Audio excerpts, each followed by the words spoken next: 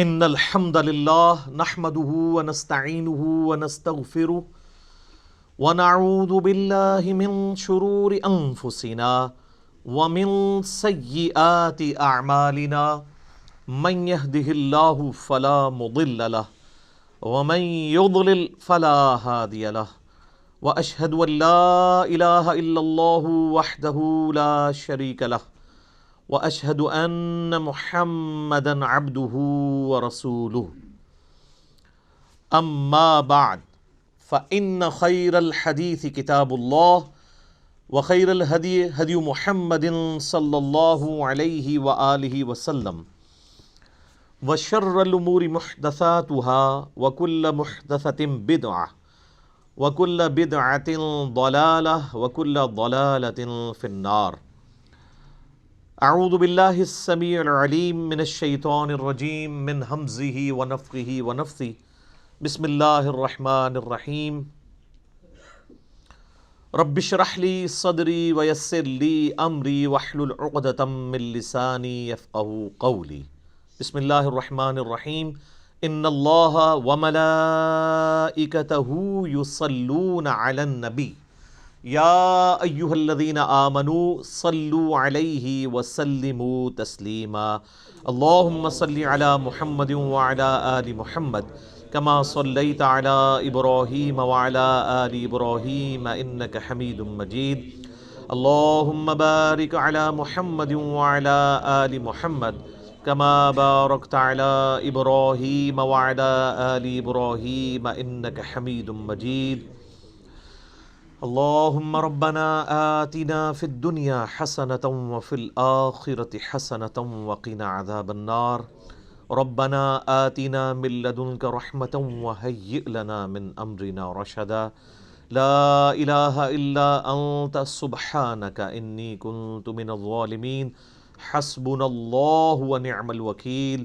یا حی یا قیوم برحمتک استغیث ولا حول ولا قوة الا باللہ العلی العظیم. آمین. الحمدللہ آج 15 دسمبر 2019 کو سنڈے کے دن قرآن کلاس نمبر 8 نمبر میں ہم اللہ کے فضل سے سورۃ البقرہ کا آغاز کرنے جا رہے ہیں. ہماری کلاس نمبر 7 پوری کی پوری سورۃ الفاتحہ کے اوپر تھی، چونکہ وہ قرآن حکیم کا مقدمہ ہے اور قرآن کی چند صورتوں میں سے ہے ایسی صورت جو مکمل طور پر یکمشت نازل ہوئیں. سورۃ الفاتحہ جو ہے وہ نزول کے اعتبار سے تو مکی صورت ہے، لیکن پورے قرآن کا مقدمہ ہے. قرآن حکیم میں اب جتنے بھی مضامین آئیں گے ان سب کی جڑ سورۃ الفاتحہ کے اندر آ چکی ہے. سورۃ الفاتحہ کے کنزیکٹو بعد اللہ تعالیٰ نے سورۃ البقرہ کو مصحف کی ترتیب میں رکھا ہے. اگرچہ یہ ترتیب نزولی کے اعتبار سے مدنی صورت ہے، لیکن مصحف کی ترتیب میں یہ اگر سورۃ الفاتحہ کو قرآن کا مقدمہ مانا جائے تو پہلی صورت قرآن پاک کی سورۃ البقرہ ہے. اپنے حجم کے اعتبار سے سب سے بڑی صورت ہے قرآن حکیم کی ہے، اور مضامین کی گہرائی کے اعتبار سے بھی اگر کوئی شخص سورۃ البقرہ مکمل کور کر لے تو اسے آلموسٹ پوری کے پورے قرآن پاک کی ڈاکٹرن کلیئر ہو جائے گی. اور ظاہر ہے یہ آلموسٹ 2.5 پاروں پہ پھیلی ہوئی صورت ہے. آپ کو پتہ ہے کہ قرآن حکیم میں 2/3 قرآن جو ہے وہ مکی ہے اور 1/3 قرآن جو ہے وہ مدنی ہے. اس 1/3 قرآن میں سے بھی 2/3 حصہ وہ پہلے آلموسٹ 6.5 پارے ہیں جو 4 صورتیں ہیں مدنی. سورہ فاتحہ تو مکی ہے، وہ مقدمہ ہے. اس کے بعد سورہ البقرہ، سورہ آل عمران، سورۃ النساء اور سورۃ المائدہ، یہ کنزیکٹو 4 مدنی صورتیں ہیں اور یہ 6.5 پاروں کے اوپر پھیلی ہوئی ہیں. حالانکہ یہ ترتیب نزول کے اعتبار سے بعد کی صورتیں ہیں، بلکہ سورۃ المائدہ میں تو کچھ آیات ایسی ہیں جو بالکل اینڈ پہ نازل ہوئی ہیں. یہ 4 صورتیں نبی صلی اللہ علیہ وآلہ وسلم کی جو شریعت ہے اس کو آلموسٹ کور کرتی ہیں، پلس آپ علیہ السلام سے جو پہلے اگلی امتیں گزر چکی ہیں جیوز اور کرسچنز ان کے جو ایشوز تھے، انہوں نے جو غلطیاں کیں اور اس کی وجہ سے اللہ تعالیٰ کے عذاب کا کوڑا ان پر پڑا، اور الٹیمیٹلی اللہ تعالیٰ نے یہ ڈیسائیڈ کیا کہ اب نئی امت کھڑی کی جائے گی، اور وہ امتیں جو ہزاروں سال سے اللہ تعالیٰ کی طرف سے اس منصب پہ فائز تھی ان کو معزول کیا جائے گا، اور اسی کے سمبل کے طور پہ پھر تحویل قبلہ بھی ہوئی کہ اب امت بھی نئی کھڑی کی ہے تو اب قبلہ بھی یروشلم کی بجائے خانہ کعبہ ہوگا جو ابراہیمی قبلہ تھا۔ میرا اس پہ بھی ایک کلپ چڑھا ہوا ہے کہ خانہ کعبہ یہ قبلہ اول بھی خانہ کعبہ ہے اور قبلہ آخر بھی خانہ کعبہ ہے، بیت المقدس یا یروشلم یہ درمیانی قبلہ ہے، کچھ عرصے کے لیے بیچ میں رہا۔ بہرحال وہ انشاءاللہ جب سورۃ البقرہ میں آیات آئیں گی تو ہم انہیں ڈیٹیل کے ساتھ ڈسکس کریں گے۔ ابھی تو چونکہ میں تعارف کے اوپر بات کر رہا ہوں، تو یہ جو 4 صورتیں ہیں یہ بھی جوڑوں کی شکل میں ہیں۔ پہلا جوڑا سورہ البقرہ اور سورہ آل عمران کا ہے۔ سورہ البقرہ مینلی جیوز کے ساتھ، یہودیوں کے ساتھ ڈیل کرتی ہے، اور سورہ آل عمران کرسچنز کے ساتھ، چونکہ وہ بھی اہل کتاب بھی ایک جوڑا تھا تو اس جوڑے کو اس اعتبار سے ایڈریس کیا گیا۔ اس سے اگلی جو 2 صورتیں ہیں سورہ النساء اور سورۃ المائدہ، اس میں بھی اہل کتاب سے بھی اور مشرکین عرب سے بھی اور ساتھ ہی ساتھ جو جیوز اور کرسچنز میں جو خرابیاں تھیں ان کو بھی ایڈریس کیا گیا ہے، اور پلس اللہ تعالیٰ نے جو پرانی شریعت تھی اس کے کچھ احکامات اسی طریقے سے پروسیڈ کروائے اور کچھ احکامات نئے نازل فرمائے شریعت محمدیہ صلی اللہ علیہ وآلہ وسلم کے اعتبار سے۔ لہٰذا ہم یہ کہہ سکتے ہیں کہ یہ جو 4 صورتیں ہیں یہ شریعت محمدیہ صلی اللہ علیہ وآلہ وسلم کو کور کرتی ہیں، پلس جو سابقہ امتیں ہیں جیوز اور کرسچنز ان کے ساتھ ڈیل کرتی ہیں، ان کے ایک جرائم کی لسٹ ہے۔ اور یہی حکمت ہے اس کے اندر کہ یہ صورتیں آغاز میں اس لیے رکھی گئیں تاکہ چونکہ اکثر مسلمان نسلی ہونے تھے، تو نسلاً جو مسلمان ہیں جن کے ماں باپ مسلمان ہیں جب وہ قرآن پڑھیں تو ان کو یہ پتہ چلے کہ اس امت سے پہلے بھی اللہ کی لاڈلی امتیں گزری ہیں، لیکن جب انہوں نے وقت کے پیغمبر کی دعوت کو پس پش ڈال دیا، کتابوں کو پس پش ڈال دیا، تو اللہ تعالیٰ نے پھر ان کا یہ لحاظ نہیں کیا کہ یہ لاڈلی امتیں ہیں، ان میں 3 کتابیں نازل ہوئی ہیں، تورات، زبور، انجیل، اور سینکڑوں صحائف نازل ہوئے ہیں اور ہزاروں پیغمبر آئے ہیں، اللہ تعالیٰ نے انہیں معزول کر کے نئی امت کھڑی کر دی۔ تو اگر تم بھی ویسا ہی کرو گے تو تمہارے ساتھ بھی ویسا ہی ہوگا۔ اور اس پہ جو سورۃ البقرہ کے پہلے 4 رکوع تو چونکہ قرآن حکیم کی پوری دعوت کا خلاصہ ہے، اور اس کے بعد جو اگلے 9 رکوع ہیں وہ بنی اسرائیل کے اوپر اللہ تعالیٰ نے فرد جرم عائد کی ہے، ان کی یعنی جو جرائم ہیں ان کو بیان کیا ہے، پھر اس کے بعد 7 یونیورسل ٹروتھ، ہر جرم کے بعد ایک آفاقی حقیقت اللہ نے بیان کی ہے کہ یہ میرا رول ہے، جب کوئی بھی کوئی یوں کرے گا میں اس کے ساتھ ایسا ہی کروں گا۔ وہ 7 یونیورسل ٹروتھ بھی انشاءاللہ سورۃ البقرہ کے اندر آئیں گے، لیکن یہ جو پہلے 4 رکوع ہیں یہ پورے قرآن کی دعوت کا خلاصہ ہے۔ پہلے 4 رکوع اگر کور کریں گے تو پھر آپ کو ساری کی ساری اس کتاب کا جو اسلوب ہے، یہ کس طریقے سے گفتگو کرتی ہے، وہ سمجھ آ جائے گا۔ تو چونکہ اکثر نسلی مسلمان تھے اس لیے یہ شروع میں صورتیں ہیں، اگرچہ ترتیب نزول کے اعتبار سے یہ مدنی ہے۔ پلس جو سابقہ امتیں ہیں ان میں بھی آپ دیکھ رہے ہیں اس وقت کرسچنز آلموسٹ 2.25 ارب کے قریب ہیں، ان کے لیے تو انٹرسٹ سورۃ الانعام میں یا سورۃ الواقعہ میں یا سورۃ الاعراف میں اس طریقے سے نہیں ہے جو انٹرسٹ ان کا سورۃ البقرہ اور سورہ آل عمران میں ہے، کیونکہ وہ ان کے معاملات کو مینلی ڈیل کر رہی ہے۔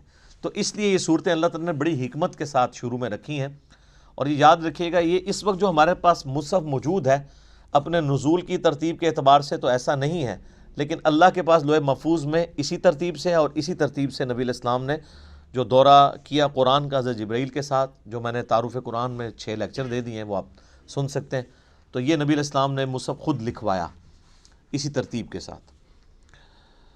میرے بھائیو، سورۃ البقرہ اور سورہ آل عمران جوڑا ہے، اور قرآن حکیم کی آلموسٹ ساری صورتیں ہی اکا دکا کے سوا جوڑے کی شکل میں ہیں۔ یہ ٹروتھ جو ہے سب سے پہلے ریویل کیا ہے حمید الدین فراہی رحمہ اللہ تعالیٰ نے، جن کو فوت ہوئے آلموسٹ 100 سال گزرے ہوں گے۔ ڈاکٹر اسرار صاحب کے بھی آپ سمجھ لیں دادا استاد، غامدی صاحب کے بھی دادا استاد، جو امین احسن اصلاحی صاحب تھے جو غامدی صاحب اور ڈاکٹر سراج صاحب کے مشترکہ استاد ہیں، ان کے وہ استاد تھے. انہوں نے یہ ٹروتھ ریویل کیا اور یہ حقیقت ان پہ اللہ تعالیٰ نے کھولی. ظاہر ہے قرآن کبھی بھی پرانا نہیں ہوگا کہ قرآن حکیم کی صورتیں جوڑوں کی شکل میں ہیں، اور انہوں نے کوئی اس کو انوینٹ نہیں کیا، بلکہ انہوں نے احادیث پہ جب تفکر کیا، پھر قرآن پاک کی آیات دیکھی تو ان کو آئیڈیا ہوا کہ واقعی تو جوڑوں کی شکل میں ہے. صورتوں کو اگر آپ کریٹیکلی واچ کریں، سورۃ الفلق اور سورۃ الناس یہ ایک جوڑا ہے. حدیث میں بھی المعوذتین، دو پناہ دینے والی صورتیں ان کو کہا گیا ہے. اور انسان میں بھی مرد و عورت کا جوڑا جو ہوتا ہے وہ ایک دوسرے کا ریسیپروکل ہوتا ہے، لیکن ایک مشترکہ چیز کی اچیومنٹ کے لیے وہ جوڑا جو ہے یعنی اولاد کی پیدائش کا ذریعہ دونوں کو بنایا گیا. سورۃ الفلق اور سورۃ الناس بڑا پرفیکٹ جوڑا ہے. سورۃ الفلق میں ان چیزوں کے شر کے اگینسٹ اللہ کی پناہ مانگی گئی ہے جو باہر سے حملہ آور ہوتی ہیں، اور سورۃ الناس میں ان چیزوں کے شر کے اگینسٹ پناہ مانگی گئی ہے جو داخلی ہیں، جو اندر سے حملہ آور ہوتی ہیں. تو یہ دونوں چیزیں امپورٹنٹ ہیں، باہر سے حملہ ہونے والی خارجی چیزیں اور داخلی چیزیں. جوڑا ہے. سورہ بقرہ سورہ آل عمران بھی جوڑا ہے. سورۃ البقرہ میں جوز اور سورہ آل عمران میں کرسچنز. اور اس کا اشارہ بھی موجود ہے صحیح مسلم کے اندر. نبی صلی اللہ علیہ وآلہ وسلم نے فرمایا کہ قرآن حکیم کی تلاوت کیا کرو، قرآن اپنے پڑھنے والے کے لیے سفارش کرے گا. اور پھر آپ نے بالخصوص فرمایا کہ سورۃ البقرہ اور سورہ آل عمران یہ قیامت والے دن دو پرندوں اور دو بادلوں کی شکل میں چمکتے ہوئے، الزہراوین کے الفاظ ہیں، دو چمکتے ہوئے بادلوں کی شکل میں ظاہر ہوں گی اور اللہ تعالیٰ سے جھگڑا کریں گی اس شخص کے حق میں جو ان کی تلاوت کیا کرتا تھا. یہ صحیح مسلم الفاظ ہیں. اور آپ علیہ السلام نے فرمایا کہ اپنے گھروں میں اس کی تلاوت کرو، جادوگر سورہ بقرہ کو نہیں پہنچ سکتے. اور صحیح مسلم شریف میں حدیث ہے کہ جس گھر میں سورہ البقرہ کی تلاوت کی جاتی ہے وہاں سے شیطان بھاگ جاتا ہے، شیاطین بھاگ جاتے ہیں. اور یعنی یہ جادوگروں کے اگینسٹ، شیاطین کے اگینسٹ یہ سورۃ البقرہ جو ہے یہ بڑی پرفیکٹ صورت ہے. اس کے علاوہ بھی یعنی بخاری مسلم میں آپ کو اس کے کئی ایک فضائل مل جائیں گے. میں نے آلریڈی مسئلہ نمبر 112 ABC 3 لیکچرز جو ہیں وہ قرآن حکیم کی 12 صورتوں کے فضائل کے اوپر ریکارڈ کروا دیا ہے. جسے شوق ہو تو وہ ان لیکچرز کو دیکھ لے. اور مسلم شریف کے یہ بھی الفاظ ہیں کہ نبی علیہ السلام نے فرمایا کہ سورہ البقرہ کو پڑھنا برکت ہے اور اسے چھوڑ دینا حسرت ہے.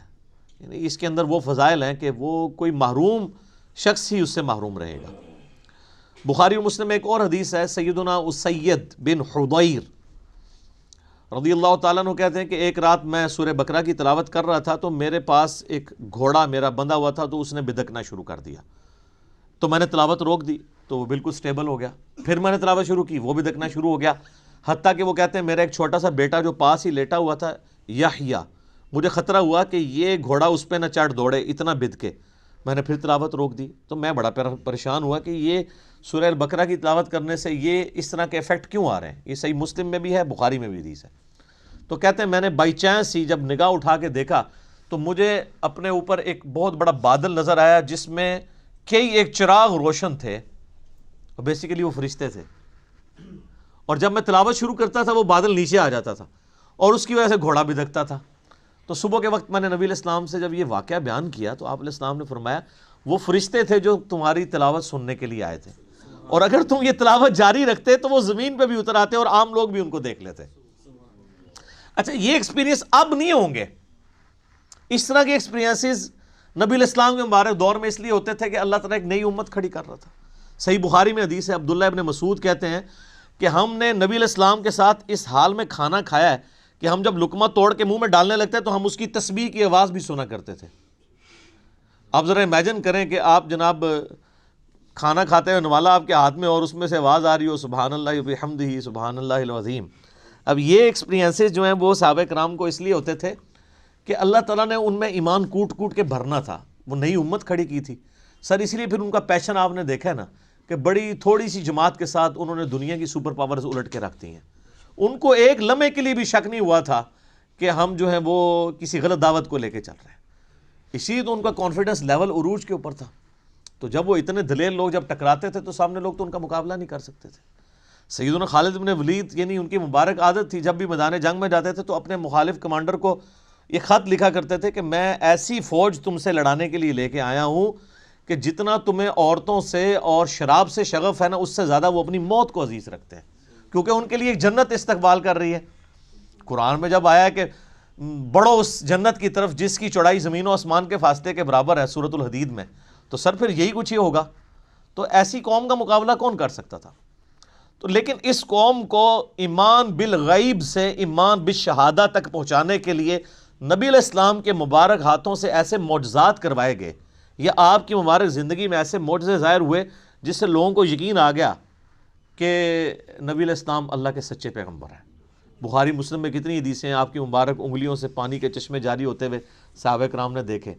اب اگر کوئی شخص پانی کے چشمے انگلیوں سے جاری ہوتے ہوئے دیکھ لے، اور ایک پیالے میں مبارک ہاتھ رکھنے سے، بخاری مسلم کے الفاظ ہیں، جابر بن عبداللہ کہتے ہیں کہ 1500 صحابہ نے وضو کیا، جانوروں کو پانی پلایا اور سٹور کر لیا، اور اللہ کی قسم وہ پانی اتنا تھا کہ ہم 1,00,000 بھی ہوتے نا تو پانی زیادہ تھا۔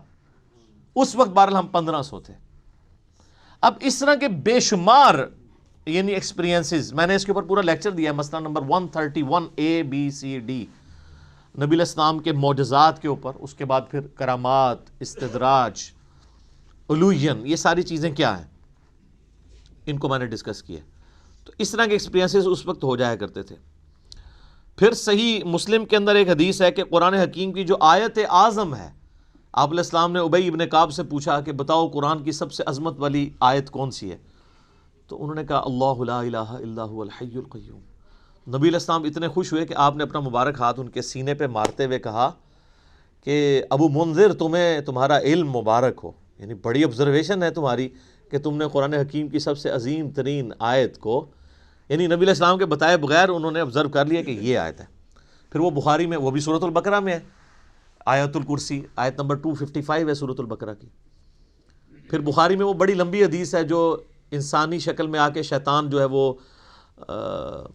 مال جو تھا، مال غنیمت کہہ لیں، بیت المال کی جو حفاظت کے لیے حضرت ابو ہریرہ کو نبی علیہ السلام نے جو ہے وہ رکھا ہوا تھا، تو رات کے وقت وہ شیطان انسانی شکل میں آتا تھا۔ الٹیمیٹلی جب وہ پکڑا گیا تو اس نے پھر حضرت ابو ہریرہ کو ایک رشوت کے طور پہ آپ کہہ لیں، مدنی رشوت، الیاس قادری صاحب اس طرح کی چیزوں کو استعمال کرتے ہیں نا، تو ایک چھٹکارے کے لیے اس نے کہا میں تمہیں ایک وظیفہ بتاتا ہوں، مجھے چھوڑ دو تم۔ ان کا میں تو نبی علیہ السلام کے پاس پیش کروں گا تمہیں۔ ان کو نہیں پتا تھا یہ شیطان ہے، انسانی شکل میں آیا تھا، کیونکہ اس ٹائم علم غیب نہیں ہوتا تھا، یہ تو بزرگوں کو بعد میں پتہ چل جاتا ہے نا۔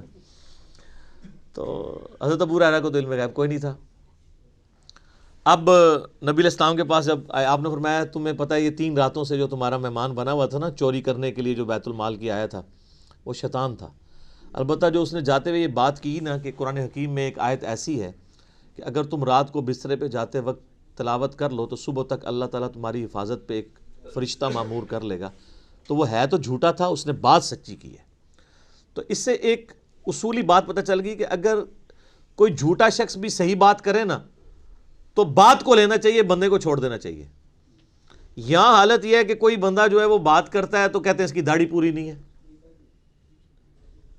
تو ہم اس کی بات نہیں مانیں گے، یہ ہمارے فرقے کا نہیں ہے ہم اس کی بات نہیں مانیں گے۔ وہ یہ دیکھو بات کیا کر رہا ہے، یہ نہ دیکھو بات کون کر رہا ہے۔ یہ نبی علیہ السلام نے ہمیں تعلیم دی ہے، اور مولویوں کی کامیابی کا راز یہی ہے کہ وہ اس حدیث کے اوپر عمل نہیں کرنے دیتے، وہ فوراً ڈکلیئر کرتے ہیں یہ تو بدعتی ہے، یہ تو گمراہ ہے، یہ رافضی ہے، یہ ناسبی ہے، یہ خارجی ہے، یہ بد مذہب ہے، اس سے بچنا ہے۔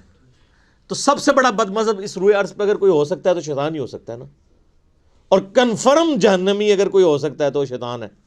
تو نبی علیہ السلام فرمایا ہے جھوٹا ہے، بات سچی کی ہے۔ تو شیطان اگر سچی بات کرے تو لے لیں، تو اگر آپ ہمیں شیطان ہی سمجھتے ہیں تو تب بھی آپ بات دیکھیں، اب وہ بات آپ کے خلاف ہے تو یہ اسی طریقے سے ہے کہ وہ انگریز آپ کو آ کے کہے کہ جی سورہ بقرہ کی آیت نمبر 279 میں اللہ تعالیٰ نے ڈکلیئر کیا ہے اس شخص کو، اللہ اور اس کے رسول کی جنگ ہے اس کے خلاف جو سود کھاتا ہے۔ آپ کہیں جی چونکہ تو انگریز ہے اس لیے میں یہ بات نہیں مانتا، تو وہ آپ انگریز کا انکار کر رہے ہوں گے یا قرآن کا؟ قرآن کا۔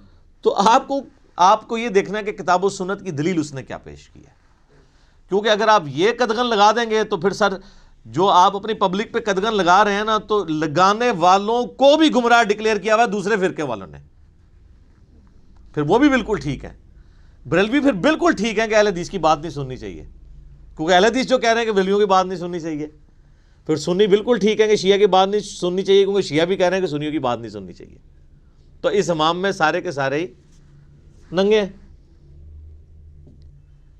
تو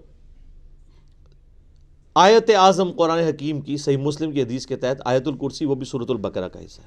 پھر صحیح مسلم میں ایک حدیث ہے، حضرت جبرائیل علیہ السلام نبی علیہ السلام کے پاس بیٹھے ہوئے تھے، تو اچانک آواز سنی، انہوں نے تو آسمان کی طرف سر اٹھایا تو کہا یا رسول اللہ صلی اللہ علیہ وآلہ وسلم، آج آسمان کا وہ دروازہ کھلا ہے جو آج سے پہلے نہیں کھلا، اور اس آسمان سے ایک فرشتہ نازل ہوا ہے جو یہ میرے پاس کھڑا ہے، آپ کو سلام عرض کر رہا ہے، اور یہ اللہ کی طرف سے خاص خبر لے کے آیا ہے۔ تو پھر اس نے بتایا کہ اللہ تعالیٰ کی طرف سے آپ کو 2 نوروں کی بشارت ہو جو آپ سے پہلے کسی پیغمبر کو نہیں دیے گئے، نمبر 1 سورۃ الفاتحہ، اور نمبر 2 سورۃ البقرہ کی آخری 2 آیات، آمن الرسول بما انزل الیہ من ربہ والمؤمنون۔ اور صحیح بخاری اور مسلم دونوں میں حدیث ہے کہ جو یہ رات کے وقت سورہ البقرہ کی آخری 2 آیات پڑھ لے گا تو اس میں جو کچھ اس نے اپنے رب سے مانگا ہے اس کو عطا کر دیا جائے گا۔ وہ تجدید ایمان ہے، ٹھیک ہے، اس میں سب کچھ ایمانیات ہیں، پھر دعائیں ہیں اللہ سے۔ اسی لیے ہم نے اپنے صبح شام کے اذکار کارڈ، بلو کارڈ کے اوپر یہ وظیفے کے طور پہ لکھا ہوا ہے۔ کوئی بہت لمبے وظائف نہیں کر سکتا، کم از کم سورہ بقرہ کی آخری 2 آیات زبانی یاد کر لے، اور پڑھتے رہیں گے تو زبانی یاد ہو جائیں گی۔ تو وہ بھی سورہ بقرہ کے یعنی فضائل کے اندر ہی وہ ساری کی ساری چیزیں آتی ہیں۔ باقی اس پہ بولا جائے تو یہ وقت یعنی کافی زیادہ درکار ہے، بنیادی گفتگو کرنا اس لیے ضروری ہوتی ہے، بعض کے لیے انٹرسٹ کا باعث ہوتا ہے، جس طرح بعض لوگوں کے لیے یہ بڑا انٹرسٹ ہوتا ہے کہ یہ صورت مکی ہے یا مدنی ہے، تو یہ بھی کوئی پیٹ نہیں ہے۔ کئی صورتیں ہیں جن میں اختلاف ہے مکی اور مدنی ہونے پہ، کئی پہ ڈیفینیٹلی ہے، جس طرح کہ اب یہ سورہ بقرہ یہ ڈیفینیٹلی مدنی صورت ہے، پھر اس میں ایسی آیات بھی آئیں گی جو مدینہ شریف سے تعلق رکھنے والے واقعات ہیں۔ ٹھیک ہے، صورت کے اسلوب کو سمجھنے کے لیے اگر کوئی انٹرسٹ کے طور پہ چاہتا ہے، بہرحال اس سے کوئی فرق نہیں پڑتا وہ مکی ہے مدنی ہے، اصل چیز ہے قرآن کا کانٹیکسٹ قرآن کے اندر کلیئر ہے۔ تو آپ یہ دیکھیں، اب اپنے اپنے مصحف کھول لیں آپ، سورۃ البقرہ جو ہے مدنی صورت ہے، اور اس میں 286 آیات ہیں۔ اعوذ باللہ من الشیطان الرجیم، بسم اللہ الرحمن الرحیم، الف لام میم،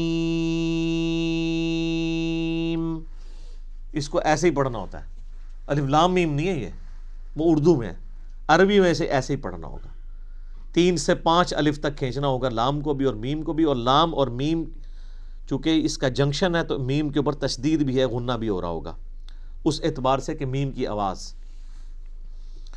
تو یہ حروف مقطعات ہیں، اس کے اوپر بڑے لوگوں نے تب آزمائی کی ہے، بڑی کوششیں کی ہیں، سنیوں میں بھی شیعہ کے اندر بھی۔ ہمارے قریبی دوست ہیں، شیعہ عالم دین ہیں، ثاقب اکبر صاحب، جو ملی یکجہتی کونسل کے سیکٹری بھی ہیں، انہوں نے ایک پوری کتاب لکھی ہے حروف مقطعات کے اوپر۔ انہوں نے سارے اقوال جو اہل سنت کے ہاں بھی تھے، اہل تشیع کے ہاں بھی تھے، ان سب کے سب اقوال کو جمع کیا ہے۔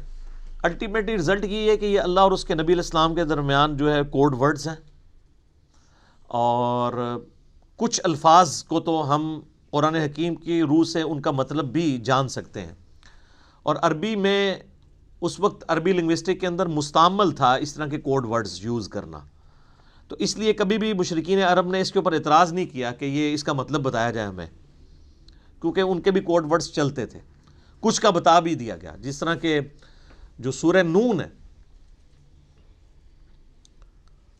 سورۃ القلم بھی جسے کہتے ہیں، پارہ نمبر 29 میں، تو اس میں صاحب الحوت کا ذکر آیا، یعنی مچھلی والے، کون؟ سیدنا یونس علیہ السلام۔ اور سورہ الانبیاء میں حضرت یونس کا نام ہے ذن نون، نون والا، جیسے ہم کہتے ہیں نا ذل جلال یا ذل جلال، حالت رفع میں پڑھا جائے گا ذل جلال، جلال والا اللہ کا نام ہے، تو وہاں پہ ذن نون، نون والا، تو نون والا کون؟ وہ سورہ القلم میں، اس میں آغاز ہی کس سے ہوتا ہے؟ نون والقلم وما یسطرون، تو اس پہ تو اجماع امت ہے کہ وہاں نون سے مراد مچھلی ہے. اور عرب میں اس طرح کے کوڈ ورڈز یوز ہوتے تھے. مثلا یہ جو توئیں ہیں نا، یہ سانپ کے لیے سمبل کے طور پہ استعمال ہوتا تھا. اس کی شکل بھی آلموسٹ دیکھ لینا، کوبرا سانپ اگر ایسے کھڑا ہو اور یوں اس کی دم ہو تو یہ سمبل استعمال ہوتا تھا عرب میں. اور آپ مزے کی بات دیکھیں کہ جتنی صورتوں میں حضرت موسیٰ علیہ السلام کے واقعات آئے ہیں نا، سورۃ القصص ہے، سورہ طٰہٰ ہے، طٰہٰ بھی توئیں سے سٹارٹ ہو رہی ہے. اسی طریقے سے سورۃ القصص، طٰ، سین، سب میں طٰ آپ کو نظر آئے گی. تو اس اعتبار سے کسی حد تک آئیڈیا، لیکن چونکہ یہ انٹرسٹ کی چیزیں ہیں، اس سے کوئی قرآن پاک کی تعلیمات میں فرق نہیں پڑتا. سورہ ال عمران کی آیت نمبر 7 ہے کہ محکمات ہیں اور متشابہات ہیں. محکمات جو ہیں وہ کتاب کی اصل ہیں، ان کے اوپر توجہ دو، اور جو متشابہات ہیں ان کا معاملہ چھوڑ دو، ان کے اوپر ایمان لے کے آؤ. بس اللہ کے حضور دعا کرتے ہیں اہل ایمان، ربنا لا تزغ قلوبنا بعد اذ ہدیتنا وہب لنا من لدنک رحمہ انک انت الوہاب. آمین. تو اسی طریقے سے یعنی بڑے بڑے لوگوں نے، یعنی اہل تشیع جو ہیں وہ ذاکرین، علماء نہیں یہ حرکت کرتے، ذاکرین الف لام میم سے آل محمد مراد لیتے ہیں. اور اسی طریقے سے بعض جو اہل علم ہیں شیعہ اور سنیوں کے ہاں، وہ کہتے ہیں الف جو ہے یہ اللہ کے لیے ہے، اور جو میم ہے یہ محمد کے لیے ہے، اور لام جو ہے وہ جبریل کی جو لام ہے نا اینڈ پہ. اور وہ کہتے ہیں یہ چیز یعنی اسٹیبلش تھی کہ جب کوئی کسی کی طرف خط لکھتا تھا نا، تو اس کے کوڈ ورڈ کے طور پہ جو لکھنے والا ہے اس کے نام کا بھی پہلا حرف لیا جاتا تھا، اور جس کی طرف لکھا جاتا ہے اس کے نام کا بھی پہلا حرف لیا جاتا تھا، اور جو بیچ میں میسنجر ہوتا تھا لے کے جانے والا اس کے نام کا آخری حرف ہوتا تھا. تو وہ بالکل فٹ ان بیٹھتا ہے. اللہ کا پہلا حرف الف، اور محمد کا پہلا حرف میم صلی اللہ علیہ وآلہ وسلم، اور جبرائیل کا آخری حرف لام. تو یہ بڑے لوگوں نے اس کے اوپر کام کیا ہے. ایون امام ابن تیمیہ نے بھی اس کے اوپر کافی طب آزمائی کی ہے، بڑے لوگوں نے کیا ہے. تو اتنی گفتگو کافی ہے میرا خیال ہے. اصل تو میسج کو سمجھنے کی ضرورت ہے. ذالک الکتاب لا ریب فیہ، یہ وہ کتاب ہے جس میں شک کی کوئی جگہ نہیں ہے. دیکھیں کتنے جاہ و جلال کے ساتھ کتاب اوپن ہو رہی ہے. کانفیڈنس لیول آپ کتاب کا دیکھیں. کتاب سٹارٹ ہو رہی ہے کہ بھئی یہ کتاب جو آپ پڑھنے جا رہے ہو کوئی شک نہیں. کوئی شک کیوں نہیں؟ اس کی وجہ یہ کہ اس کتاب کے اندر جو کانفیڈنس اور جو سچائیاں بیان ہوئی ہیں نا، وہ اپنا آپ منوا لیتی ہیں. اور اس میں یہ بھی امپلائڈ تھا کہ جو سابقہ امتیں ہیں نا، جیوز اور کرسچنز، ان کو اس میں کوئی شک نہیں ہے. جس طرح کہ سورہ الانعام میں آتا ہے کہ نبی علیہ السلام کو ایسے پہچانتے ہیں جس طرح اپنے بیٹوں کو. اور سورۃ الاعراف میں آتا ہے کہ یہ اس نبی کو، نبی امی کو اپنے اندر پا رہے ہیں جس کی صفات وہ تورات اور انجیل کے اندر پڑھتے تھے. یعنی یہ کتاب کوئی شک نہیں ہے کہ یہ وہی کتاب ہے. مراد یہ کہ یہ وہی کتاب ہے جس کی پروفیسیز تورات اور انجیل کے اندر موجود تھی. کوئی شک نہیں ہے. ان معنوں میں بھی بے شک یہ وہی کتاب ہے جس کا تمہیں انتظار تھا، اور ان معنوں میں بھی کہ یہ اللہ کی طرف سے نازل ہوئی ہے، اس میں کوئی کنٹراڈکشن نہیں ہے، یہ اللہ کی کتاب ہے. دونوں اعتبار سے یہ شک سے پاک ہے. جو سورہ النساء کی آیت نمبر 82 میں بھی آگے چل کے آئے گا کہ اگر قرآن کسی اور کی طرف سے آتا اللہ کے سوا تو تم اس میں بڑا اختلاف کثیر پاتے. یعنی اس کی آیات آپس میں ٹکرا رہی ہوتی، ایک مضمون کچھ اور کہہ رہا ہوتا، دوسرا اس کے بالکل اپوزٹ. تو اتنی موٹی کتاب بغیر ٹکراؤ کے یہ اللہ کا کلام ہے. اور پھر اس کا جو کانفیڈنس لیول ہے نا، یہ کئی لوگوں کو بڑا اپیل کرتا ہے. یہ عبد الرحیم گرین جو ہے نا، مسلمان ہوئے ہیں نا، جو اس وقت انگلینڈ کے اندر بہت بڑے ایک مسلمان اسکالر ہیں، وہ ایسا بندہ ہے کہ یعنی اس وقت جتنے لوگ مسلمان ہوئے ہیں نا، بڑے ہائی ٹیر پہ لوگ، ان میں اس طرح کا بندہ کوئی نہیں ہے. یوسف ایسٹس اگر ہیں تو یوسف ایسٹس جو تھے امریکن یعنی پروٹیسٹنٹ ایک پریسٹ تھے، مسلمان ہوئے ہیں. لیکن یہ جو عبد الرحیم گرین ہے نا، اس نے دنیا کے سارے مذاہب پریکٹیکلی پھرے ہیں. یہ 4 سال تک بدھسٹ بھی رہے ہیں، کرسچن بھی رہے ہیں، سارے مذاہب پھر کے اینڈ پہ یہ اسلام کی طرف آئے ہیں. آپ ان کی لائف سٹوری بھی انگلش میں رکھی ہوئی ہے جو انہوں نے سنائی ہے. تو وہ عبد الرحیم گرین کہتے ہیں کہ جب مجھے قرآن یعنی جب میں نے پڑھنا شروع کیا نا، تو میں یعنی قرآن پاک کے کانفیڈنس سے بڑا متاثر ہوا کہ یہ بڑے یعنی پیشن کے ساتھ بات کرتا ہے. نمبر 1. نمبر 2، وہ کہتا ہے قرآن میں اس طرح کا ربط نہیں ہے جو انسانی کتابوں میں ہوتا ہے، کیونکہ قرآن کا سٹائل خطبے کا ہے جو میں پہلے ایڈریس کر چکا ہوں. یہی بات اس نے جوشوا نے بھی کی، جس کا پچھلے دن ہم نے کلپ بھی چڑھایا تھا. How Bible led me to accept Islam. تو وہ بھی یہ کہتے ہیں قرآن کا جو کانفیڈنس ہے نا کہ ایسا کرو تو کامیاب ہو, ایسا نہیں کرو گے تو یہ ہو جائے گا. آپ یقین کریں دنیا میں سخت سے سخت طبیعت والے بندے کی کتاب اٹھائیں نا, اس میں آپ کو وہ اعتماد اور وہ پیشن نظر نہیں آئے گا جو کتاب اللہ کے اندر آپ کو نظر آتا ہے. یہ خدا الہ مالک رب ہی اپنی مخلوق سے اس طریقے سے بات کر سکتا ہے. انسان جتنا مرضی بڑا ہو جائے وہ اس طریقے سے گفتگو کر ہی نہیں سکتا, چاہے بھی تو نہیں کر سکتا. یہ اس کتاب کے اندر زور ہے. لا ریب فیہ ھدی للمتقین. اگر فی ہی کو آپ آگے ملا لیں, لا ریب پہ آپ وقف کر لیں تو پھر یہ معنی بنے گا کوئی شک کی جگہ نہیں ہے. فی ہی ھدی للمتقین, اس میں ہدایت ہے پرہیزگاروں کے لیے. فی کو پیچھے کر لیں تب بھی معنی میں کوئی فرق نہیں پڑتا. ھدی للمتقین, یہ قرآن ہدایت ہے ان لوگوں کے لیے جو ڈر جائیں. یہ ترجمہ اصل ترجمہ ہے اس کا. وقار عربی میں کہتے ہیں نا بچنے کو. اچھا ہم جب کہتے ہیں نا قرآن میں ہدایت ہے پرہیزگاروں کے لیے, یہ ترجمہ کر رہے ہوتے ہیں. اچھا تو جو نان پرہیزگار ہیں ان کے لیے ہدایت کہاں ہے؟ سوال ہے نا. تو اس کا معنی ہی غلط کیا گیا. اس کا ترجمہ مولانا مودودی رحمہ اللہ تعالیٰ نے بالکل ٹھیک کیا کہ یہ کتاب ہدایت ہے ان لوگوں کے لیے جو ڈر جائیں, چاہے وہ کافر ہے, چاہے مسلمان ہے, چاہے گناہ گار ہے, چاہے نیکوکار ہے. کئی نیکوکار ہے پرہیزگار ہیں لیکن ہر الٹا کام کر رہے ہیں کیونکہ وہ متقی نہیں ہے. پرہیزگار یعنی جو آپ نے لائسنس رکھے ہوئے ہیں, داڑھی, شلوار ٹخنوں سے اوپر, تسبیح, ٹوپی, یہ لائسنس ہی ہے نا کسی کی پرہیزگاری کا. آج دنیا میں کسی کو جج کرنے کا طریقہ کیا ہوتا ہے؟ بڑا نیک ہے, وہ کیا دیکھ رہے ہوتے ہیں؟ یہی کچھ دیکھ رہے ہوتے ہیں, گیٹ اپ. حالانکہ تقویٰ تو ادھر ہوتا ہے, وہ تو اللہ کو پتہ ہے ریاکاری کے لیے کر رہا ہے, دکھلاوے کے لیے کر رہا ہے, کس لیے کر رہا ہے. بہرحال جو دنیا کے لائسنس ہیں ان میں جو پرہیزگار ہیں ان میں سے کئی لوگ ہیں جو متقی نہیں ہیں. تو ھدی للمتقین, یہ ہدایت ہے ان کے لیے جو ڈر جائیں. جو بھی ڈر جائے اس کو لیے قرآن کے اندر ہدایت ہے, اور جو نہ ڈرے اس کے لیے قرآن میں کوئی ہدایت نہیں. یہ بڑی خطرناک بات ہے. قرآن سٹارٹ اس سے لے رہا ہے کہ قرآن میں ہدایت اس کے لیے ہے جو ڈر جائے, اور جو نہیں ڈرے گا کوئی ہدایت نہیں. آگے چل کے آئے گا شہر رمضان الذی انزل فیہ القرآن ھدی للناس وبینات من الہدی والفرقان. رمضان کا مہینہ وہ ہے جس میں قرآن نازل ہوا ھدی للناس, پوری انسانیت کے لیے ہدایت ہے. وہاں تو متقی کا بھی ذکر نہیں آیا, پوری انسانیت چاہے کافر ہے چاہے مسلمان ہے.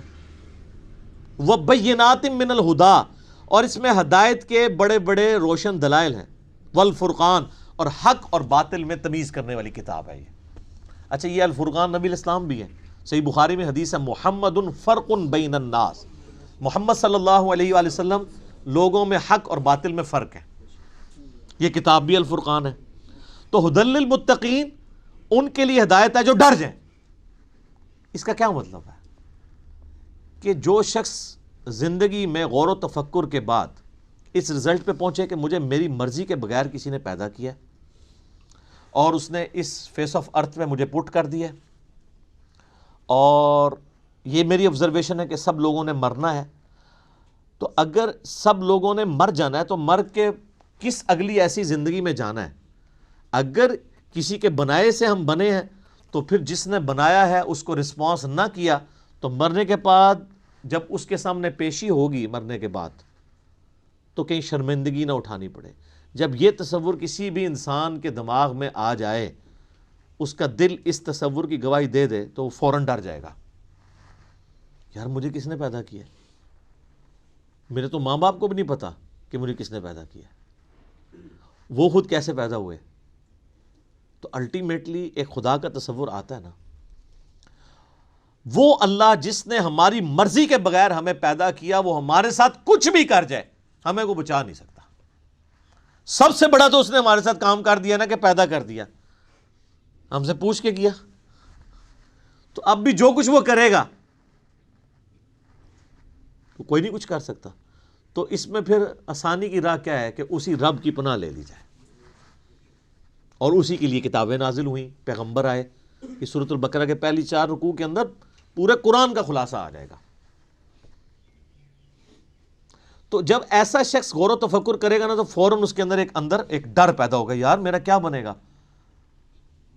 کہیں میں نے جانا ہے، کسی کو منہ دکھانا ہے، میں کیا کروں؟ تو اس کے لیے پھر قرآن میں ہدایت ہے.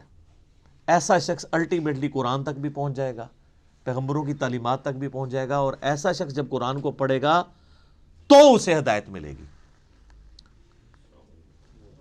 فذکر بالقرآن من یخاف وعید، اے نبی علیہ السلام قرآن سے اسے نصیحت کریں جو اللہ کی دھمکی سے ڈر جائے. کتنی حیران کن بات ہے، نبی علیہ السلام کو منع کیا گیا جو دھمکی سے نہیں ڈرتا اس کے لیے کوئی نصیحت نہیں ہے. فذکر ان نفعت الذکر، نصیحت کرو اگر نصیحت کرنا کسی کو فائدہ دیتا ہو. سیذکر من یخشی، نصیحت اس کو کریں جو ڈرتا ہے. وَيَتَجَنَّبُهَا الْأَشْقَى، اور جو شکی ہو چکا ہے، بدبخت ہو چکا ہے، ڈرنے کے لیے تیار نہیں، چھوڑ دیں. الَّذِي يَصْلَى النَّارَ الْكُبْرَى، اس کا علاج یہ کہ ہم اسے بڑی آگ پہ پیش کریں گے. ثُمَّ لَا يَمُوتُ فِيهَا وَلَا يَحْيَا، پھر وہ نہ وہاں پر زندوں میں ہوگا نہ مردوں میں. قَدْ أَفْلَحَ مَن تَزَكَّى، بے شک کامیاب وہ ہوا جس نے اپنے نفس کا تزکیہ کر لیا، پاکیزگی کی روش اختیار کر لی. وَذَكَرَ اسْمَ رَبِّهِ فَصَلَّى، اور اپنے رب کا نام لے کر نماز قائم کی، نماز پڑھی. آپ دیکھیں کہ سورہ الاعلیٰ، اس کو آپ پورے کے پورا یعنی ایک جو اللہ کی دعوت ہے اس کو کور کرتی ہے. بل تؤثرون الحیات الدنیا، لیکن تمہارا اصل مرض یہ ہے کہ تم دنیا کی زندگی کو ترجیح دیتے ہو. والآخرۃ خیر لک من الاولی، والآخرۃ خیر وابقی، جبکہ آخرت جو ہے وہ بہتر بھی ہے اور باقی بھی رہنے والی. ان ھذا لفی الصحف الاولی، یہی ایک یونیورسل ٹروتھ اور کانٹے کی اصل بات تھی جو قرآن سے پہلے صحیفوں میں بھی نازل ہوئی تھی. صحف ابراہیم و موسیٰ، چاہے وہ ابراہیم کے صحائف ہوں چاہے موسیٰ علیہ السلام کے صحائف، ایک ہی کانٹے کی بات تھی. کیا؟ بل تؤثرون الحیات الدنیا والآخرۃ خیر وابقی. اب یہ بھی سر پھر ہم صحیح کہتے ہیں نا کہ کتابوں کا خدا اور ہے اور بابوں کا خدا اور. یہ کتابیں ڈسکس ہو رہی ہیں. اللہ اکبر. الذین یؤمنون بالغیب، وہ ڈر جانے والے لوگ کون ہیں؟ ان کی نشانی آئی ہے کہ وہ غیب پر ایمان رکھتے ہیں. غیب کہتے ہیں ان سین چیز کو. جو غیب پر ایمان نہیں رکھتا اس کے لیے قرآن میں کوئی ہدایت نہیں ہے. اچھا غیب پہ سب نے ایمان رکھا ہوا ہے، لیکن جب ان سے پوچھیں گے تو پتا چلے گا واقعی رکھا ہوا ہے. کسی بھی شخص سے اگر آپ پوچھیں کہ یہ جو دنیا کا سارے کا سارا نظام چل رہا ہے ایک بڑا سسٹمیٹک وے سے چل رہا ہے، یہ آرگنائزڈ ہے. اب تو جس طرح سائنس نے ترقی کی ہے، پہلے تو وہ زمانہ تھا لوگ کہتے تھے مٹی سے خود بخود ڈڈو بن کے نکل آتے ہیں. نہ اس وقت لوگوں کو ڈی این اے اسٹرکچر کا پتہ تھا، نہ جینز کا. اب تو لوگ کہتے ہیں نا جی نہ جناب یہ تو پاسبل ہی نہیں ہے، زمین و آسمان کی ساری مخلوقات مل کے مٹی سے ڈڈو نہیں بنا سکتی، یہ بنانے سے بن رہا ہے، انڈے میں سے چوزا بنانے سے نکل رہا ہے. تو یہ اتنے آرگنائز چیز ہے. وہ کہتے ہیں نہیں جی کوئی ایک سپریم بینگ یا کوئی سپر نیچرل ایجنسی ہے جس نے ہر چیز کو ایک ٹریک کے اوپر چڑھایا ہوا ہے کہ ایک بیج بوتے ہیں 6 ارب گنا بڑا درخت بن جاتا ہے.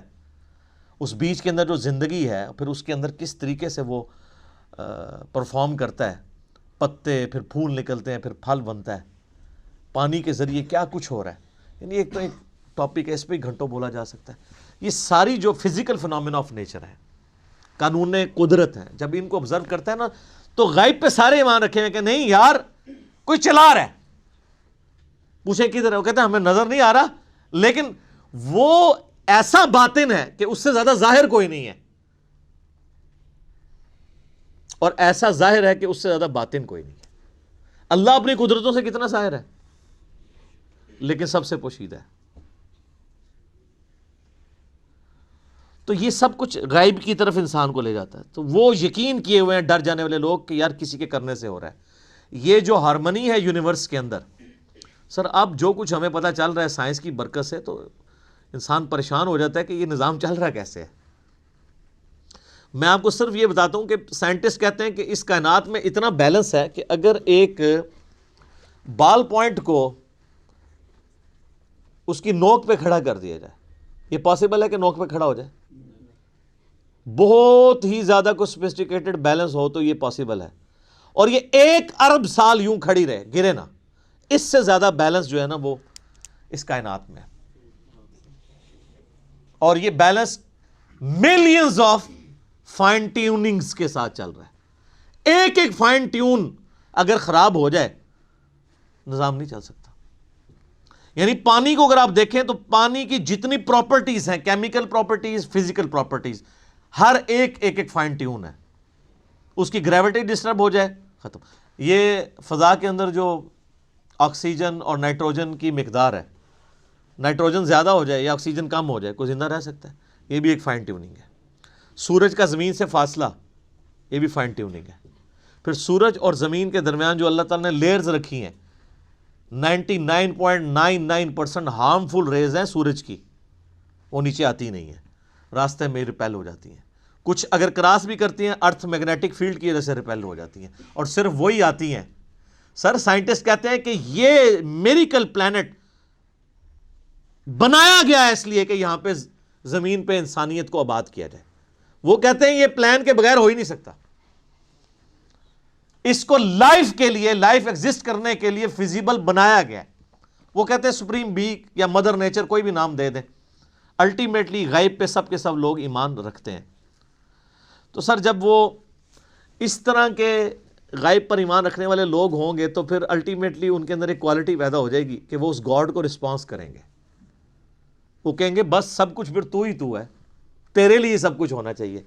تو وہ اگلی بات ہے, وَيُقِيمُونَ الصَّلَاةَ, نماز قائم رکھتے ہیں. پھر وہ نماز پڑھتے نہیں ہیں, نماز پڑھنے والے بہت ہیں, قائم رکھنے والے بہت تھوڑے ہیں. یعنی نماز کا پھر حق ادا کرتے ہیں. ایک تو اس میں ظاہر ہے سب سے بہتر چیز وہی ہے, یعنی پاکیزگی کا اعتبار سے اور پھر پروٹوکول سے نماز پڑھنا.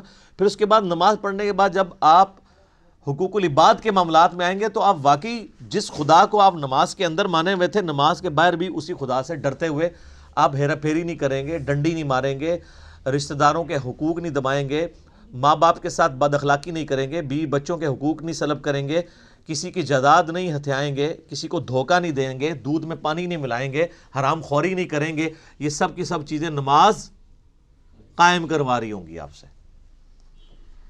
تو نماز قائم کرتے ہیں. اور یہ جو الصلاۃ ہے نا جی, اس کا ترجمہ ویسے انگلش میں لوگ پریئر کر دیتے ہیں. پریئر اپروپریٹ ٹرانسلیشن بن ہی نہیں سکتی الصلاۃ کی. اردو میں ہم یا فارسی میں نماز کہتے ہیں. الصلاۃ بیسیکلی ورشپ ہے. ہم اللہ کی پریئر نہیں کرتے, ورشپ بھی کرتے ہیں پلس پریئر. نماز پریئر تو ہوتی ہے دعائیں, جس طرح کرسچنز آپ دیکھیں اپنے گرجوں میں جا کے میوزک کے ساتھ بھی دعائیں کر رہے ہوتے ہیں, وہ صرف پریئر ہے, وہ نماز نہیں پڑھ رہے ہوتے. ہم نماز پڑھتے ہیں صلاح, جس میں پریئر بھی ہوتی ہے اور ورشپ. ورشپ ہوتی ہے کہ آپ جس کو اپنا الہ مانے ہوئے اس کے سامنے پوسچرز بناتے ہیں. تو ہم اپنے خدا کے سامنے پوسچرز بناتے ہیں نا, قیام کی حالت میں کھڑے ہوتے ہیں, اس طرح بھی پوسچر بناتے ہیں, ایسے بھی پوسچر بناتے ہیں, چاہے وہ ربنا لک الحمد کے بعد بنا لیں یا قیام میں بنا لیں, پوسچر یہ بھی ایک بناتے ہیں ارسال الیدین والا. پھر گھٹنے پہ ہاتھ رکھ کے رکوع کی حالت میں اللہ کے سامنے پوسچر بناتے ہیں. پھر الٹیمیٹلی اپنا ماتھا زمین پہ رکھ کے پوسچر بناتے ہیں. پھر بیٹھ کے پوسچر بناتے ہیں. یہ سارے کے سارے جو پوسچرز ہیں ہماری ادائیں ہیں, اور پھر ہر ادا کے اندر ہم اذکار بھی کر رہے ہوتے ہیں, پریئرز بھی کر رہے ہوتے ہیں. تو پریئر پلس پوسچرز یہ مل کے ورشپ اور عبادت اور صلاح بنتی ہے.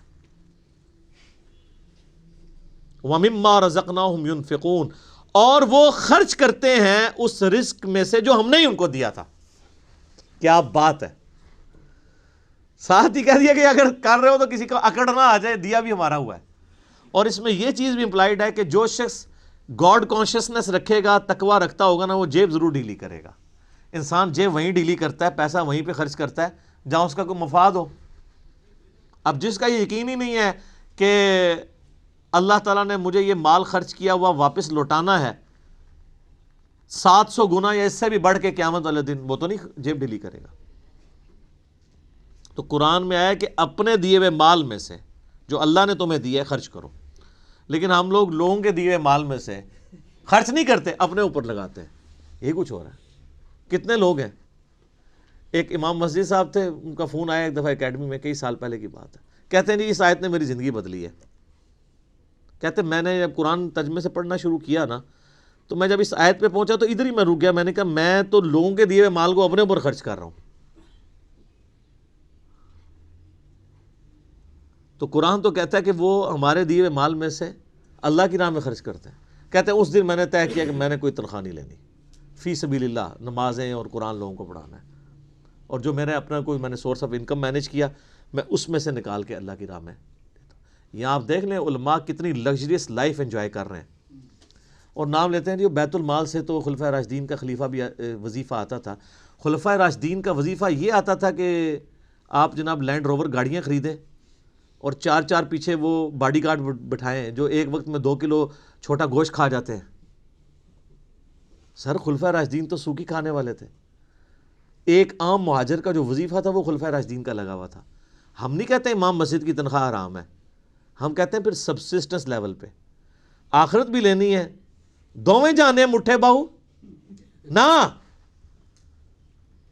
آخرت لینی ہے تو پھر آپ کو دنیا کا کمپرومائز کرنا پڑے گا۔ سبسسٹنس لیول پہ بالکل ٹھیک ہے، ہم کبھی بھی اسے کنڈم نہیں کرتے۔ میں جو مولویوں کے چندے اور قربانی کی کھالوں کی مخالفت کرتا ہوں نا، اس سے مراد کبھی بھی میرا یہ نہیں ہے۔ میں تو شروع سے یہ کہہ رہا ہوں کہ جو دین کے لیے وقف ہیں ان کی جو فائنانس ہے وہ باقی مسلمانوں کا کام ارینج کریں۔ میں اختلاف یہ کرتا ہوں کہ اس کے اوپر یہ جدادیں جو بنا رہے ہیں اور جو لگژریس لائف گزار رہے ہیں، اسلام آباد میں ہزاروں امام مسجد آپ کو ایسے مل جائیں گے، چلیں ہزاروں میں ایگزیجریشن ہو جائے گی، سینکڑوں، کہ جو سائیکل پہ آئے تھے آج انہوں نے ہونڈا سیوک رکھی ہوئی ہے، ساتھ ڈرائیور بھی رکھے ہوئے ہیں، ان کی کوئی فیکٹری نہیں ہے، کوئی دکان نہیں ہے۔ اللہ کا فضل ہے،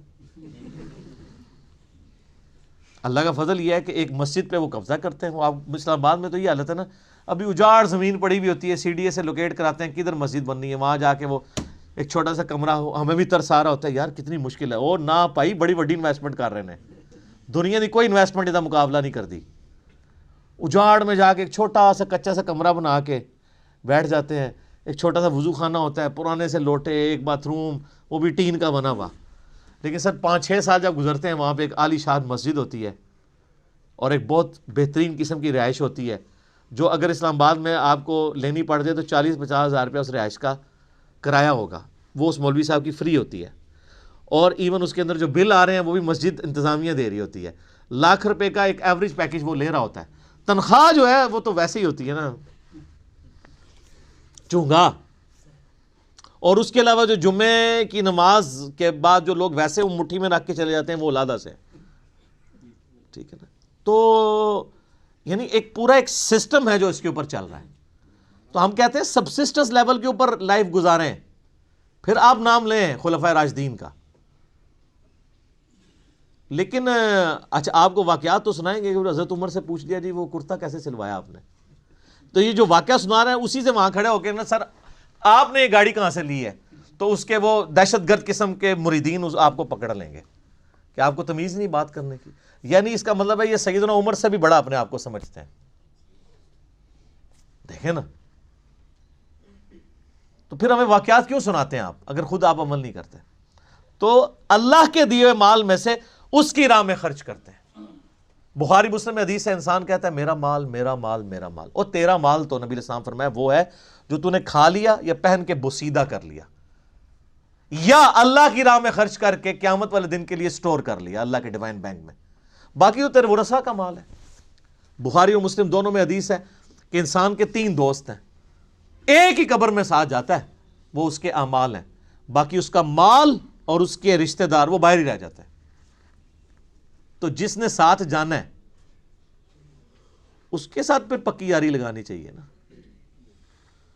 اللہ اکبر۔ نبی علیہ السلام کی حدیث ہے بخاری اور مسلم میں، نبی علیہ السلام نے فرمایا اے اللہ محمد اور آل محمد کو بس اتنا ہی رزق دینا کہ ان کی روح اور جسم کا رشتہ برقرار رہے۔ کیوں؟ آپ علیہ السلام زیادہ مال کو اوائڈ کرتے تھے، آپ کی فقر کی زندگی تھی، اور یہ فقر اڈاپٹڈ تھا۔ اما عائشہ کہتی ہیں خیبر کے بعد تو وسعت ہو گئی تھی، لیکن حضور کی وفات تک ہماری حالت ہے، بخاری مسلم دونوں میں حدیث ہے، بعض اوقات 1 مہینہ، بعض اوقات 2، بعض اوقات 3 مہینے بھی ہمارے گھر میں چولہا نہیں جلتا تھا، 2 کالی چیزوں، کھجور اور پانی پہ گزارا ہوتا تھا، اور کھجور بھی کوئی پیٹیاں یا ٹوکرے نہیں، 2 کھجوریں صبح اور 2 شام کو بس، اور 1 میٹھا پانی کا پیالہ صبح اور 1 شام کو، یہ ٹوٹل رزق تھا۔ میٹھا پانی اس وقت ایک ایشو تھا، دور سے بھر کے لانا پڑتا تھا۔ اور اس میں مجھے بتائیں، حضور کی بیویاں حضور سے شکایت نہ کرتی تو کیا کرتی؟ لیکن جب شکایت کی، سورۃ العذاب میں اللہ تعالیٰ نے ڈانٹ پلائی، ایسی ڈانٹ پلائی کہ یہاں تک کہا کہ اے نبی ان کو کہو کہ میں تمہیں مال دے کے چھوڑ دیتا ہوں۔ ہائے ہائے ہائے! اور حضور آئے ہیں، بخاری مسلم کے الفاظ ہیں، کہ عائشہ جاؤ اپنے باپ سے مشورہ کرنا ہے کر لو، اللہ نے تو مجھے کہہ دیا اگر تم اس طرح ہی فقر کی زندگی گزارنا چاہتی ہو میرے ساتھ رہو، تو ادروائز میں تمہیں چھوڑ دیتا ہوں مال دے کے۔ انہوں نے کہا میں اللہ، اس کا رسول اور آخرت کو چاہتی ہوں۔ وہ قرآن میں یہ آیا تھا، اگر تم اللہ، اس کے رسول اور آخرت کو چاہتی ہو تو پھر اسی طریقے سے نبی کے ساتھ گزارا کرو۔ تو آپ کی بیویاں اگر آپ کے ساتھ غصہ کھائیں نا تو صبر کیا کریں۔ نبی کی بیویاں، نبی کی تربیت یافتہ بیویاں، ان کے ساتھ اگر یہ معاملہ ہو سکتا ہے تو ہماری بیویاں تو پھر ان سے بہت دور ہیں۔ تو یہ فقر کی زندگی نبی علیہ السلام کی اسی لیے اڈاپٹڈ تھی۔ والذین یؤمنون بما انزل الیک، اے نبی علیہ السلام وہ لوگ ہیں جو ایمان لاتے ہیں اس پر جو آپ کی طرف نازل ہوا، وما انزل من قبلک، اور اس پر بھی جو آپ سے پہلے نازل ہوا۔ اچھا، ادھر یہ نہیں آیا کہ اور اس پر بھی جو آپ کے بعد نازل ہوگا، اس کا مطلب ہے کہ نبوت ختم ہو چکی ہے۔ وَبِالْآخِرَةِ هُمْ يُوقِنُونَ، اور آخرت کی زندگی کے اوپر وہ یقین رکھتے ہیں۔ سر دیکھیں، کتابوں پر ایمان لاتے ہیں اور آخرت پر کیوں؟ آخرت پہ ایمان لانا کافی نہیں ہے، یقین ہونا ضروری ہے۔ یقین نہیں ہوگا آپ کا قبلہ درست نہیں ہوگا۔ یقین کو آپ اسی طریقے سے سمجھ لیں کہ اگر آپ کو کہیں نا کہ یار استری، گرم استری کو اگر ہاتھ لگ جائے نا تو ہاتھ جل جاتا ہے، اور کسی کا جلا ہوا ہاتھ دکھا بھی دیا جائے تو صرف ایمان ہی ہوگا یہ آپ کا، کیونکہ آپ نے خود جلتے ہوئے نہیں دیکھا۔ یقین کے لیے آپ کو استری کے اوپر ہاتھ رکھنا پڑے گا، گرم استری پہ۔ اس کے بعد جو آپ کو یقین آئے گا تو آپ ٹھنڈی استری کو بھی ہاتھ نہیں لگائیں گے، چیک کریں گے نا۔ تو یہ ہے یقین، آخرت کا یقین انسان کا قبلہ درست کرتا ہے، ایمان والا معاملہ۔ اچھا، قادیانی اس کے اندر بھی جو ہے وہ 2 نمبری کرتے ہیں۔ وہ بالآخرۃ ہم یوقنون میں وہ کہتے ہیں کہ یہ جو آخرہ اس سے مراد ہے جو اس کے بعد نازل ہوا، حالانکہ وہ قرآن کے اسلوب میں بیٹھتا ہی نہیں ہے۔ ویسے کوئی بےمانی کرنا شروع کر دے علیحدہ بات ہے، وہ تو قرآن اپنے اسلوب میں بالکل کلیئر ہے۔ اب اس میں دیکھ لیں آپ، عقیدہ توحید بھی کلیئر ہے، عقیدہ رسالت بھی کلیئر ہے، کیونکہ آیا کہ ایمان لاتے ہیں جو تم پہ نازل ہوا، اور عقیدہ آخرت بھی۔ جو بنیادی اسلام کے 3 عقائد ہیں وہ سورہ بقرہ کے، میں نے کہا تھا پہلے 4 رکوع جو ہیں نا وہ قرآن کی دعوت کا خلاصہ ہیں، آلموسٹ 40 کے قریب آیات، لیکن پہلی 4 آیات کے اندر ہی کتنی مضامین کی گہرائی موجود ہے۔ تو آپ سے پہلے یعنی تورات اور انجیل اور باقی صاحب یعنی اولڈ ٹیسٹمنٹ، نیو ٹیسٹمنٹ، اس میں بھی ایمان لاتے ہیں، اور آپ پہ جو نازل ہوا۔ ظاہر ہے کہ جوز اور کرسچنز کو چونکہ یہ پتہ تھا کہ اللہ کی کتاب ہے، پروفیسیز موجود تھیں۔ ایون آج کی آپ انجیل مقدس اٹھائیں، جو انارکلی سوسائٹی، جو بائبل سوسائٹی جو ہے انارکلی لاہور، اس میں اولڈ ٹیسٹمنٹ، نیو ٹیسٹمنٹ اور صحائف جو ہیں وہ بنی اسرائیل کے پیغمبروں کے، انہوں نے انجیل مقدس کے نام سے آلموسٹ اتنی والیوم کی ہے، لیکن وہ باریک رائٹنگ ہے، قرآن سے 3 گنا بڑی وہ کتاب ہے۔ آپ اس میں ابھی بھی آپ اولڈ ٹیسٹمنٹ میں تورات کے اندر چلے جائیں، ڈیوٹرانومی چیپٹر نمبر 18 کی جو ہے وہ آیت نمبر 18 پڑھ کے دیکھ لیں۔ اے موسیٰ علیہ السلام، میں تیرے ان کے یعنی امتیوں کے بھائیوں میں سے تیری مانند ایک رسول اٹھاؤں گا، تو وہ یعنی بنو اسرائیل میں سے نہیں بلکہ بنو اسماعیل میں سے۔ میں قرآن کے تعارف میں اس کے اوپر چونکہ بول چکا ہوں، آپ دیکھیں۔ اسی طریقے سے گاسپل آف جان جو ہے نیو ٹیسٹمنٹ میں، اس میں چیپٹر نمبر 15 سے لے کے 18-19 تک آپ کو نبی علیہ السلام کے علاوہ کے حوالے سے پروفیسیز ملیں گی حضرت عیسیٰ علیہ السلام کی، کہ جی مجھے تم سے ابھی بہت کچھ کہنا ہے لیکن تم اس کے متحمل نہیں ہو۔ جب وہ دنیا میں ہستی تشریف لائیں گی، میں تمہارے آسمانی جو باپ ہے یعنی خدا سے یہ بات کروں گا کہ وہ ہستی تم میں آئے اور وہ تمہیں وہ چیزیں سکھائیں گی جس کے ابھی تم متحمل نہیں ہو، وہ اللہ تعالیٰ ان کے منہ میں اپنا کلام ڈالے گا. وہ اپنی خواہش نفس سے کچھ نہیں کہیں گی، وہ وہی کہیں گی جو اللہ ان کو وہی کرے گا. وہی جو ہم کہتے ہیں نا وَمَا يَنطِقُ عَنِ الْهَوَىٰ إِنْ هُوَ إِلَّا وَحْيٌ يُوحَىٰ. تو نبی علیہ السلام، اور اس میں الفاظ ہیں کہ وہ دنیا میں میرا نام روشن کریں گی. حضرت عیسیٰ علیہ السلام کا نام پھر دیکھیں کیسا روشن ہوا ہے. ان کے اوپر جو جیوز نے تہمتیں لگائی تھیں وہ اس کتاب نے دور کی، اور کرسچنز نے جو ان کے نام پہ شرک کھڑا کیا تھا اس کو بھی دور کیا. تو حضرت عیسیٰ ابن مریم علیہ السلام، اللہ تعالیٰ نے اس قرآن کے ذریعے ان کا نام دنیا میں روشن کیا. اسی لیے آپ دیکھیں اس وقت جو سب سے زیادہ نان مسلم ہو رہے ہیں نا وہ کرسچنز ہیں، کیونکہ مسلمز ہی اونلی بلیورز ہیں on the face of earth, Christians کے علاوہ جو حضرت عیسیٰ کو پیغمبر مانتے ہیں. یہودی تو ان کو دجال کہتے ہیں نعوذ باللہ، اور وہ ایک مسیح کے انتظار میں ہے جو آ کے جا چکا ہے. اب جب دجال آئے گا اس کو وہ مسیح مان لیں گے، حالانکہ جو ان کی کتابوں میں مسیح تھا وہ عیسیٰ ابن مریم تھے جن کو انہوں نے انکار کر دیا. اور کرسچنز نے ان کے بارے میں ڈیوینٹی کلیم کر دی، کسی نے خدا کا بیٹا کہہ دیا اور کسی نے کہہ دیا یہ خود ہی خدا ہیں. اللہ تعالیٰ نے ان تمام نظریات کا رد اس کتاب میں کر کے حضرت عیسیٰ علیہ السلام کی صفائی پیش کی، صحیح عقائد بتائے، جوز کی غلطیاں ہائی لائٹ کی، کرسچنز کی وہ انشاءاللہ آگے شروع ہوں گا. اب آگے جو ہے وہ انسانیت میں جو 3 گروہ ہیں ان کا ذکر آئے گا، کہ یہ تو ایمان والے جو گروہ ہیں ان کے بارے میں، بلکہ ایک آیت اس کے ساتھ آپ اگر جوڑ ہی لیں تاکہ یہ مضمون مکمل ہو جائے. اگلی آیت جو ہے نا اولئک علی ھدی من ربہم واولئک ھم المفلحون، ایسے ہی لوگ اپنے رب کی طرف سے ہدایت پہ ہیں اور ایسے ہی لوگ کامیاب ہونے والے ہیں. یہ پہلی 5 آیات کے اندر اللہ تعالیٰ نے انسانیت کے پہلے گروہ کا ذکر کیا ہے جو ایمان تک پہنچے گا. اس کے بعد پھر کافروں کا ذکر آئے گا، پھر اس کے بعد منافقین کا. یہ 3 گروہوں کا ذکر آئے گا. آج ہم نے سورۃ البقرہ کی پہلی 5 آیات کے اندر ان لوگوں کو کور کر لیا ہے، اور اس کا پھر کنکلوژن بھی اللہ نے سنا دیا کہ کامیاب لوگ پھر یہی ہوں گے. ٹھیک ہوگا جی. سبحانک اللہم وبحمدک اشہد ان لا الہ الا انت استغفرک واتوب الیک. اللہم صلی علی محمد وعلی آل محمد کما صلیت علی ابراہیم وعلی آل ابراہیم انک حمید مجید. اللہم بارک علی محمد وعلی آل محمد کما بارکت علی ابراہیم وعلی آل ابراہیم انک حمید مجید.